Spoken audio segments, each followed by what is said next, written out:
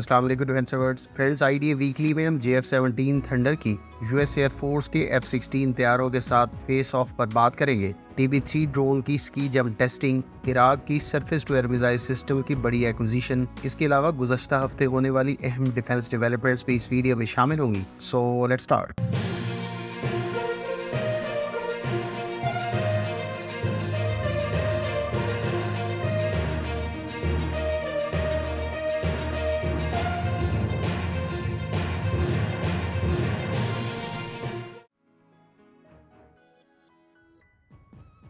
Friends, US air force और Pakistan air force के दरमियान होने वाली 5वीं एयर एक्सरसाइज में इस मरतबा पाक फिजाइया के JF-17 थंडर और यूएस एयरफोर्स के F-16 तैयारे मद मुकाबिल होंगे। इससे पहले गुज़श्ता एडिशन जो मार्च 2022 को मुनक्किद किया गया था, इसमें दोनों ममालिक की एयरफोर्सेस के F-16 तैयारों ने शिरकत की थी। अलबत्ता हालिया एडिशन में पाकिस्तान एयरफोर्स के JF-17 थंडर तैयारों की शिरकत मुतवक्के है। पाकिस्तान और अमरीका के दरमियान फाल्कन टैलेंट सीरीज की एक्सरसाइज का आगाज 2009 से हुआ था और ये एक्सरसाइज पाकिस्तान में मुनक्किद हो रही है।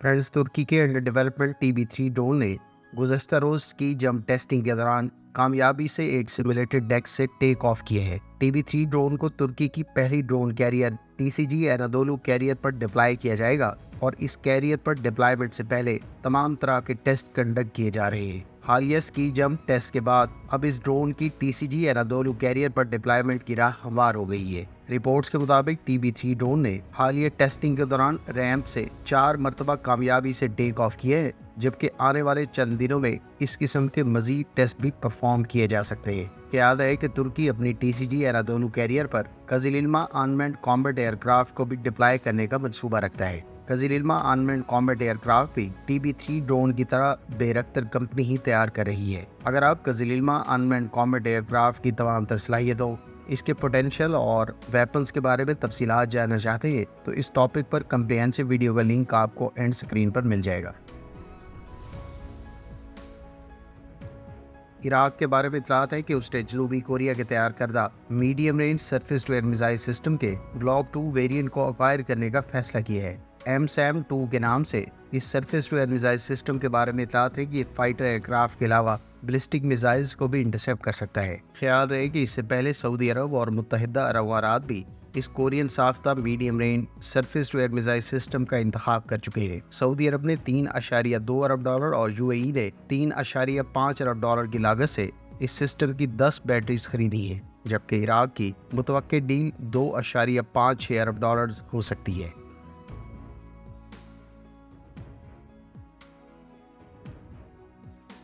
फ्रेंड्स, चीन की कंपनी ने नया Z6B के नाम से एक अनमैन्ड हेलीकॉप्टर इंट्रोड्यूस करवाया है। इस हेलीकॉप्टर को सर्वेलेंस मकासद के लिए इस्तेमाल किया जा सकेगा, जबकि अगर इसको नेवल रोल के लिए एक्सपोर्ट कस्टमर्स को ऑफर करवाया जाता है तो ये बहुत से ममालिक के लिए ऑस्ट्रियन कंपनी शाइबल के कैमकॉप्टर S-100 का मुतबादिल बन सकता है। चीन का Z6B बुनियादी तौर पर लो ऑल्टीट्यूड सर्वेलेंस के लिए शायद चाइनीज आर्म फोर्सेस की रिक्वायरमेंट्स के तहत तैयार किया जा रहा है। ख्याल रहे कि पाकिस्तान नेवी की जानिब से माजी में ऑस्ट्रियन कंपनी शाइबल का कैमकॉप्टर S-100 टेस्ट किया जा चुका है, ताहम इसकी पाकिस्तान नेवी की जानिब से एक्विजिशन के हवाले से कोई रिपोर्ट्स मंजर-ए-आम पर नहीं आई। अगर आप सर्वेलेंस रोल के साथ साथ स्ट्राइक रोल के लिए नेवल रोल में अनमैन्ड हेलीकॉप्टर्स और UAV सिस्टम्स की अफादियत के बारे में तफसीलात जानना चाहते हैं तो इस टॉपिक पर हमारी कम्प्रिहेंसिव वीडियो का लिंक आपको एंड स्क्रीन पर मिल जाएगा।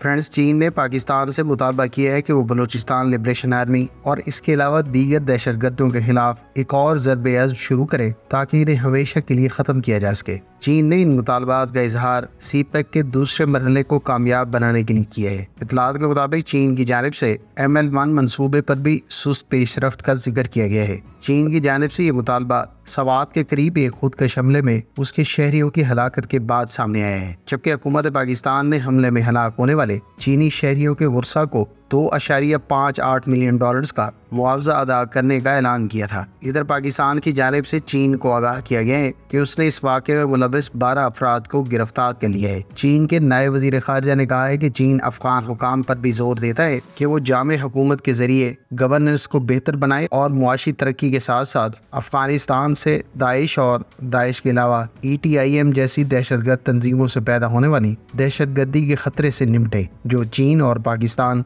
दोनों के मुश्तरका दुश्मन है।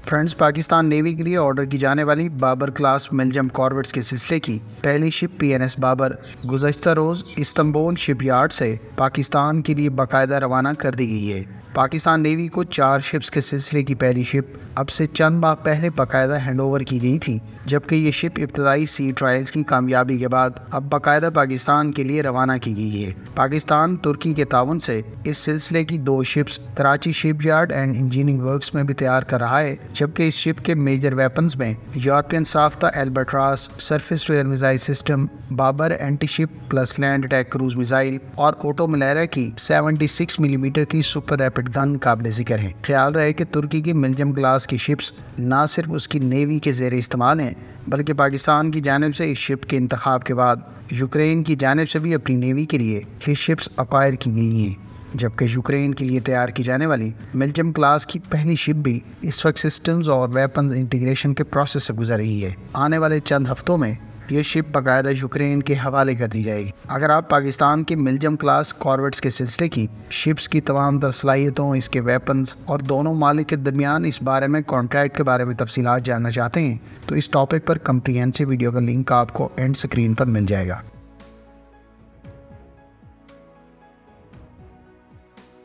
फ्रेंड्स, पाकिस्तान की global industrial and defence solutions ने अफ्रीकन कंपनी प्रोफोर्स के साथ MOU साइन की है। अफ्रीका एयरफोर्स फोरम के मौके पर गिट्स और Nigerian company Proforce Intelligence Systems Limited के दरमियान इस MOU के तहत दिफाई शोबे में ताउन, तजर्बात का तबादला और दिफाई साजो सामान की तैयारी में शिराकत के अलावा इमर्जिंग थ्रेट से निपटने के लिए हिकमत अमलियाँ शामिल थी। इस मौके पर गिट्स के CEO असद कमाल ने कहा है कि हम इलाकाई सलामती और 2 ममालिक की सिक्योरिटी और सलामती के लिए ताउन के लिए पूरी तरह कमिटेड हैं और हालिया मुआहदा हमारी इस कमिटमेंट की अक्कासी करता है। ख्याल रहे कि प्रोफोर्स नाइजीरिया की पहली मकामी डिफेंस मैन्युफैक्चरर कंपनी है, जबकि global industrial and defence solutions 200 से ज़ायद प्रोडक्ट्स अपने पोर्टफोलियो में रखती है।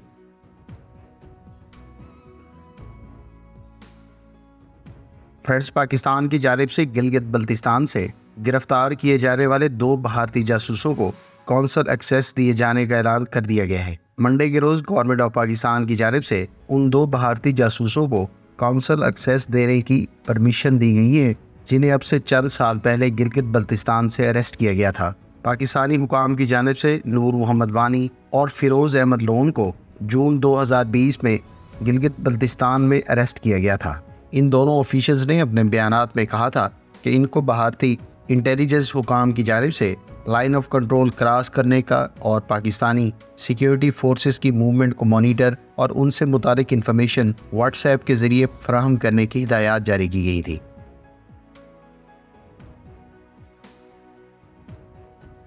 फ्रेंड्स, गुज़श्ता रोज़ एक और अमरीकी F-35B तैयारे को हादसा पेश आया है। इस हादसे के नतीजे में तैयारा मुकम्मल तौर पर तबाह हो गया है, ताहम इसका पायलट सेफली इजेक्ट करने में कामयाब रहा। न्यू मैक्सिको में इस हादसे का शिकार होने वाले F-35 स्टेल्थ एयरक्राफ्ट की मालियत $135 मिलियन पर एयरक्राफ्ट बताई जाती है। ख्याल रहे कि इससे पहले भी US मेरीन कोर के ज़ेर इस्तेमाल एक F-35B को साउथ कैरोलिना में सितंबर 2023 में हादसा पेश आया था। उस हादसे में भी पायलट सेफली इजेक्ट करने में कामयाब रहा था, ताहम एयरक्राफ्ट को तकरीबन 1 दिन पर मुश्तमिल तलाश के बाद साउथ कैरोलिना के करीब खेतों में तबाह हालत में ढूंढ लिया गया था। इससे पहले 15 दिसंबर 2022 को भी एक F-35B को टेक्सास में हादसा पेश आ चुका है, ताहम ये तैयारा लॉकहीड मार्टिन की मलकियत था। याद रहे कि जापान के भी ज़ेर इस्तेमाल एक F-35B इससे पहले हादसे का शिकार हो चुका है, जबकि अमरीकी F-35A तैयारे भी इससे पहले मुख्तलिफ हादसात का शिकार हो चुके हैं।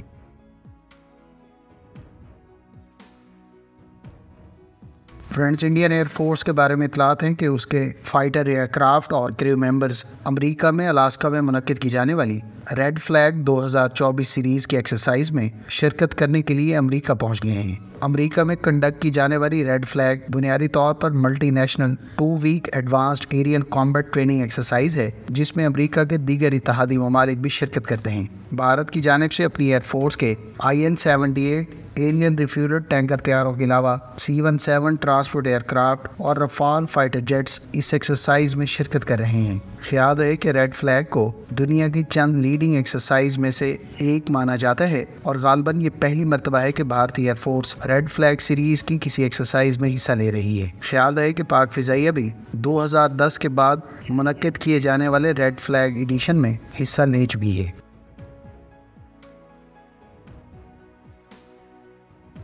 फ्रेंड्स, चीन के J-20 स्टेल्थ एयरक्राफ्ट के टेस्ट पायलट ने अपने हालिया इंटरव्यू में कहा है कि चीन का J-20 मुसलसल अपग्रेड के मराहिल से गुजर रहा है और बहुत जल्द इसका नेक्स्ट जनरेशन वर्जन मंजर आम पर लाया जाएगा। चीन की फिजाइया के टेस्ट पायलट ने CCTV को दिए गए इंटरव्यू में मजीद कहा कि वक्त के साथ साथ बदलती रिक्वायरमेंट्स के पेश नज़र चीन का J-20 तसलसल से बेहतर हो रहा है और इसके मिशन सिस्टम को मतलूबा कॉम्बैट ऑब्जेक्टिव के हसूल के लिए पूरा उतरने के लिए अपग्रेड किया जाता रहा है। J-20 ने फर्स्ट फ्लाइट 2011 को ली थी, जबकि इसके A वर्जन के प्रोटोटाइप को हालिया दिनों में टेस्ट फ्लाइट कंडक्ट करते हुए देखा गया है। चीन के दिफाई तजिया निगारों का इस बारे में कहना था कि अमेरिका का F-22 रैप्टर गो के कोई मेजर अपग्रेड्स हासिल नहीं कर सका, ताहम अमेरिका पहले ही 6th जनरेशन कॉम्बैट एयरक्राफ्ट की तैयारी में मसरूफ़ है। लिहाजा फ्यूचर चैलेंजेस को पेश नज़र रखते हुए चीन को अब अपने ना सिर्फ J-20 फाइटर एयरक्राफ्ट की डेवलपमेंट और उसके नेक्स्ट जनरेशन वर्जन पर फोकस करना है, बल्कि अमेरिका की जानिब से इस चैलेंज से भी फ्यूचर में निपटना है।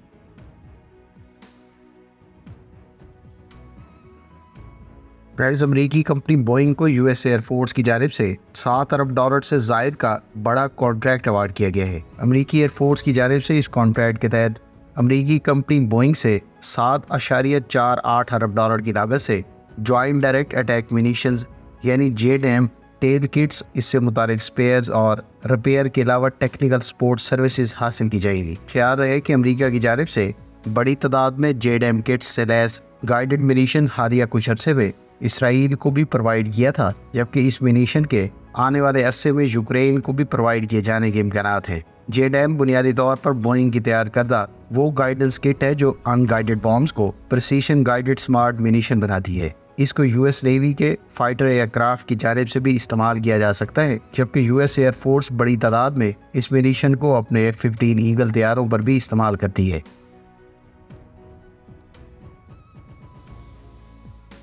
फ्रेंड्स, स्वीडन की जानिब से यूक्रेन के लिए 16वें मिलिट्री पैकेज का ऐलान किया गया है। इस अस्करी इमदाद के तहत स्वीडन की जानिब से गैर मुतवक्के तौर पर airborne early warning and control aircraft Ukraine को आने वाले दिनों में प्रोवाइड किए जाएंगे। इस मिलिट्री पैकेज में न सिर्फ एवैक्स बल्कि स्वीडन की जानिब से एयर डिफेंस मिसाइल्स भी यूक्रेन को प्रोवाइड किए जाएंगे। यूक्रेन के लिए स्वीडन की जानिब से ऐलान करदा ASC-890 airborne early warning and control aircraft जो इस वक्त स्वीडिश एयरफोर्स के ज़ेरे इस्तेमाल है, वो और AMRAAM air to air missiles आने वाले दिनों में यूक्रेन को प्रोवाइड किए जाने हैं। स्वीडन की जानिब से AMRAAM का RB-99 वर्जन प्रोवाइड किया जाएगा, जो खास तौर पर ground based air defence systems की घर से मॉडिफाई किया गया है। इधर स्वीडिश एयरफोर्स की जानिब से साब कंपनी की global I airborne early warning and control aircraft को शेड्यूल से पहले डिलीवर करने पर जोर दिया गया है, जबकि स्वीडन 155 मिलीमीटर के आर्टिलरी शेल्स भी बड़ी तादाद में यूक्रेन को प्रोवाइड करेगा। यहाँ ये बात काबिल जिक्र है कि स्वीडन की जानिब से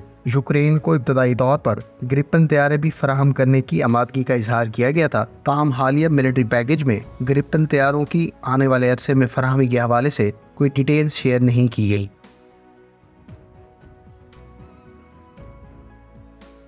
फ्रेंड्स, तुर्क प्रेसिडेंसी और डिफेंस के सरबराह ने अपने हालिया इंटरव्यू में कहा है कि तुर्की के next generation main battle tank Altay की मैस प्रोडक्शन शुरू कर दी गई है। आल्टे तुर्की का domestically made main battle tank है ताहम इसे इंजन और ट्रांसमिशन के हवाले से कई चैलेंजेस का सामना रहा है। तुर्की ने अब से कुछ अर्सा पहले जर्मनी और फ्रांस की जानिब से इस प्रोजेक्ट से मुतालिक ताउन ना होने पर साउथ कोरिया से रब्ता किया गया था। साउथ कोरियन कंपनियां अब आल्टे मेन बैटर टैंक के लिए न सिर्फ इंजन बल्कि ट्रांसमिशन भी प्रोवाइड कर रही हैं और इस टैंक के इब्तदाई प्रोटोटाइप को कोरियन साफ्ता पावर प्लांट और ट्रांसमिशन सिस्टम से पहले ही टेस्ट किया जा चुका है। तुर्की के new generation Altay main battle tank को BMC डिफेंस के तहत तैयार किया जा रहा है, जबकि तुर्की नियर फ्यूचर में मकामी इंजन को इस टैंक पर इस्तेमाल करने का मंसूबा रखता है। 120 मिलीमीटर की मेन गन से लैस इस टैंक पर कई तरह के सिस्टम्स मकामी सतह पर तैयार किए गए हैं, जिसमें electronic command and control system, protection system और फायर कंट्रोल सिस्टम काबिल जिक्र हैं।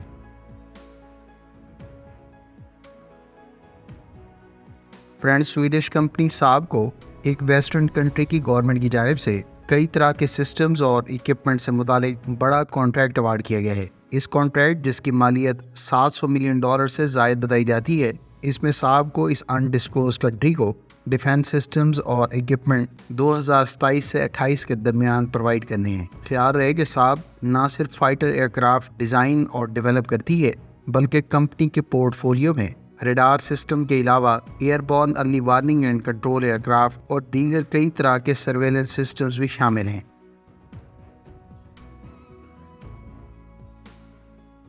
फ्रेंड्स, लेटेस्ट मीडिया रिपोर्ट्स के मुताबिक अगर तुर्क एयरफोर्स की जानिब से अमरीकी साख्ता F-16 ब्लॉक 70 से मुतालिक कॉन्ट्रैक्ट रीसेंट डेज में बाकायदा साइन कर दिया जाता है, तो इस सूरत में अमरीकी कंपनी लॉकहीड मार्टिन की जानिब से तुर्क एयरफोर्स को F-16 ब्लॉक 70 की फराहमी 2027 के मिड में एक्सपेक्ट की जा सकती है। तुर्क एयरफोर्स की जानिब से जहां नए 40 F-16 ब्लॉक 70 तैयारे अक्वायर किए जाने का मंसूबा है, वहीं वो 79 पुराने ब्लॉक्स के फाइटर एयरक्राफ्ट के लिए अपग्रेड किट्स भी हासिल कर रही है। तुर्की की जानिब से इन तैयारों के हसूल की गर्ज से अब से चंद बरस पहले बाकायदा अमरीका से दरख्वास्त की गई थी, जिसे कांग्रेस ने बड़े अरसे तक इल्तवा में रखने के बाद बिलाखिर अब से चंद माह पहले मंजूर किया था। लेटेस्ट मीडिया रिपोर्ट्स के मुताबिक लॉकहीड मार्टिन को 160 से ज़ायद F-16 मुख्तलिफ ममालिक को एक्सपोर्ट के लिए डिलीवर करने हैं, जिनमें बल्गारिया, बहरीन और चेक रिपब्लिक के अलावा अब तुर्की भी इन ममालिक में शामिल हो गया है। F-16 ब्लॉक 70 बुनियादी तौर पर लेजेंडरी F-16 का लेटेस्ट वेरिएंट है, जिसे अब US एयरफोर्स की जानिब से तो अक्वायर नहीं किया जा रहा, ताहम ये कुछ कस्टमर्स की अभी भी चॉइस है, जिनको आने वाले अरसे में ये तैयारे डिलीवर किए जा रहे हैं। ख्याल रहे कि F-16 ब्लॉक 70 ताइवान की जानिब से भी बड़ी तादाद में अक्वायर किए गए, जबकि यूनान अपने F-16 ब्लॉक 50 तैयारों को F-16V स्टैंडर्ड पर मॉडर्नाइज भी करवा रहा है।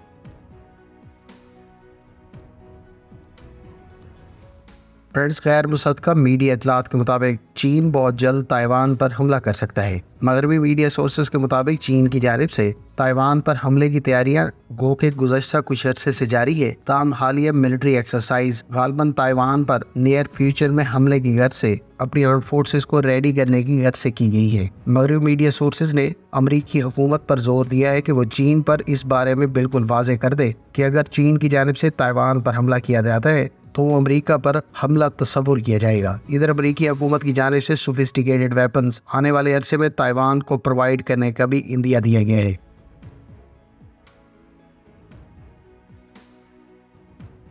फ्रेंड्स, यमन की हूसी फोर्सेस के बारे में इतलात हैं कि उसने एक और MQ-9 रीपर ड्रोन को मार गिराया है। हूसी फोर्सेस की जानिब से US एयरफोर्स के ज़ेर इस्तेमाल ये छठा MQ-9 रीपर ड्रोन था जिसे यमन की हदूद में मार गिराया गया है। ख्याल रहे कि गुज़श्ता 2 माह में हूसी फोर्सेस की जानिब से 3 अमरीकी साख्ता MQ-9 रीपर ड्रोन्स यमन की हदूद के अंदर short range air defence system से मार गिराए गए हैं। अमरीका इन ड्रोन्स को इसराइल की सपोर्ट की गर्ज से इस खित्ते में सर्वेलेंस मकासद के लिए इस्तेमाल कर रहा है, जबकि यमन की हदूद के अंदर फ्लाई करते हुए इन ड्रोन्स को पहले भी हूसी फोर्सेस की जानिब से इंटरसेप्ट किया जा चुका है। हालिया ड्रोन के मलबे को भी हूसी फोर्सेस के पर्सनल के साथ बाकायदा फुटेज में भी देखा गया है, जबकि इस अमरीकी साख्ता ड्रोन की मालियत $30 मिलियन से ज़ायद बताई जाती है।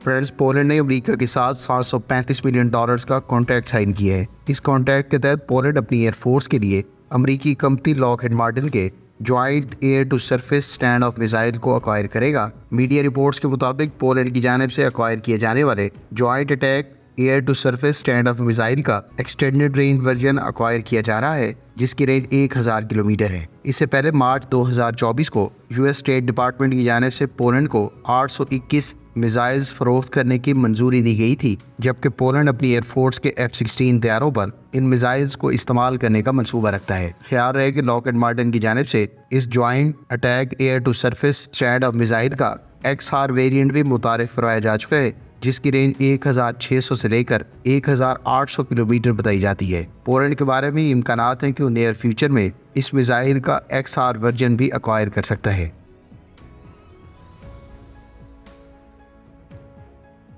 फ्रेंड्स, इधर रशियन एयरफोर्स की जानिब से यूक्रेन पर एयर स्ट्राइक्स का सिलसिला जारी है, जबकि यूक्रेन के आर्म फोर्सेस के जनरल स्टाफ ने अपने हालिया बयान में कहा है कि रशियन एयरफोर्स की जानिब से यूक्रेन पर एक रोज में 40 काब एयर गाइडेड बॉम्ब्स मुख्तलिफ अहदाफ पर गिराए गए हैं। यहाँ ये बात काबिल जिक्र है कि 25 मई को तकरीबन पूरे रोज यूक्रेनियन पोजीशंस को रशियन एयरफोर्सेस की जानिब से इंटायर फ्रंट लाइन पर निशाना बनाने जैसे स्ट्राइक्स कंडक्ट किए थे। हालिया कुछ दिनों में रशियन आर्म फोर्सेस और यूक्रेनियन ट्रूप्स के दरमियान यूक्रेन के 3 मुख्तलिफ रीजन्स में शदीद झड़पों की इतलात सामने आई थी। रशियन एयरफोर्स की जानिब से हालिया स्ट्राइक्स में अपने Su-30, Su-34 और Su-35 तैयारों को इस्तेमाल किए जाने की इतलात है।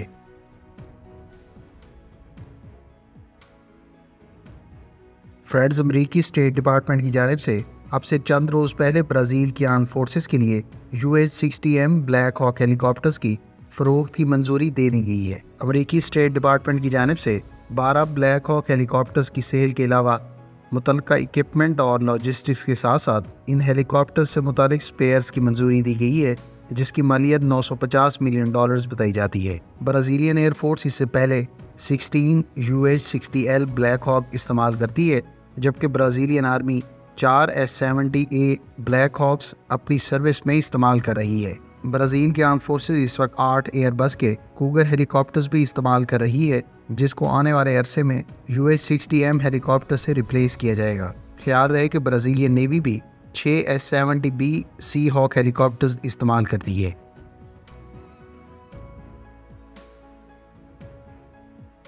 फ्रेंड्स, शुमाली कोरिया ने आज अपने KN-25 लॉन्चर से एक ही वक्त में 18 मिसाइल्स लॉन्च करके अपनी मिलिट्री पावर को डिमॉन्स्ट्रेट किया है। शुमाली कोरिया की जानिब से हालिया कुछ अरसे में जहां मिसाइल तजर्बात में तेज़ी देखने को मिली है, वहीं उनके रहनुमा किम जोंग उन की जानिब से डिफेंस इंडस्ट्री की मुख्तलिफ कंपनियों को विजिट करते हुए और मुख्तलिफ नोयत के वेपन्स को इंस्पेक्ट करते हुए भी दिखाया गया है। ये पहली मरतबा है कि शुमाली कोरिया ने एक ही वक्त में 18 मिसाइल्स लॉन्च किए हैं, क्योंकि इससे पहले शुमाली कोरिया की जानिब से एक वक्त में 2 या 2 से ज़ायद क्रूज मिसाइल्स और बैलिस्टिक मिसाइल्स के टेस्ट की खबरें सुनने को मिलती रहती हैं।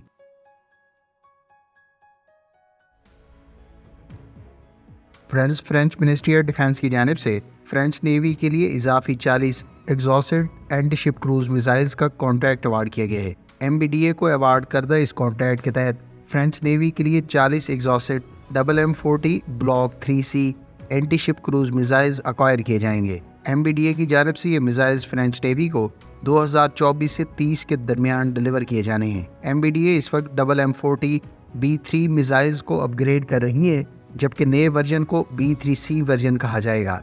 फ्रेंच नेवी की जानिब से इस नए वर्जन को ही अक्वायर किया गया है। नए मिसाइल के बारे में इतलात है कि 200 किलोमीटर की रेंज पर नेवल शिप्स को निशाना बना सकता है। इस मिसाइल का टोटल वजन 780 किलोग्राम बताया गया है, जबकि 6 मीटर लंबे इस मिसाइल के बारे में इतलात हैं कि ये GPS बेस्ड टेक्नोलॉजी का इस्तेमाल करते हुए लैंड टारगेट्स को भी निशाना बना सकता है।